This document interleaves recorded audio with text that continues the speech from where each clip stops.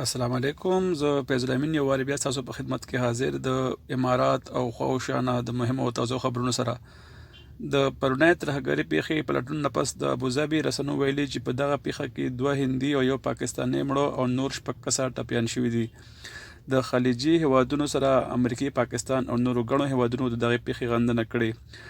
متحده عرب امارات وایي چې د دغه پیښې مجرمان به سزا مومي او خبرداری ورکوي چې امارات د ځواب ورکولو حق لري. د وروستو راپورونو له مخې سعودیه سره د ملګرو هیوادونو په یمن کې چې پکې متحده عرب امارات، بحرین شامل دي، د یمن په سنا کې حوثي اهداف په نښه کړي او وایي چې لسګونه حوثیان یې وژلي.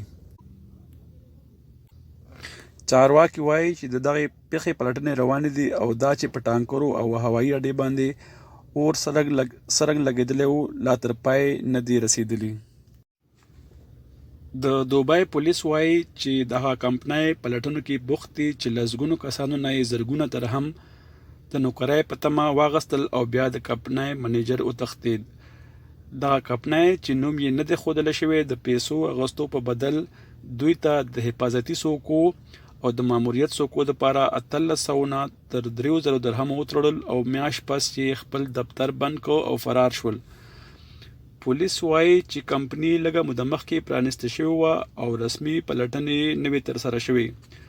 پولیس په خلکو سپارښتنه کوي چې د پیسو ورکولو او یا نور رسمي لاسلیکلو نه وړاندې د کمپنۍ د شتمنتیا او پخلي په اړه معلومات باید ترسره کړي.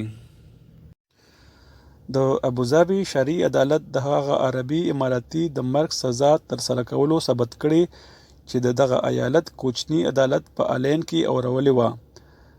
دغه عربي چې د خپل پلار د وژنې په سزا سره مخامخ دی او عمر یې نه دی ښودلی شوی، خپل پلار 36 واره پر چاړه ووهه. د محکمې راپور وایي چې مجرم د نشه یي توکو عادي و او پلار نه یې په ورته پسې د پیسو غوښتنې کولې. د پیسو په نه ورکولو د پلار د سلا مشورې په مکر د کور انګړ ته ویست او پر چاړو یې ووهه.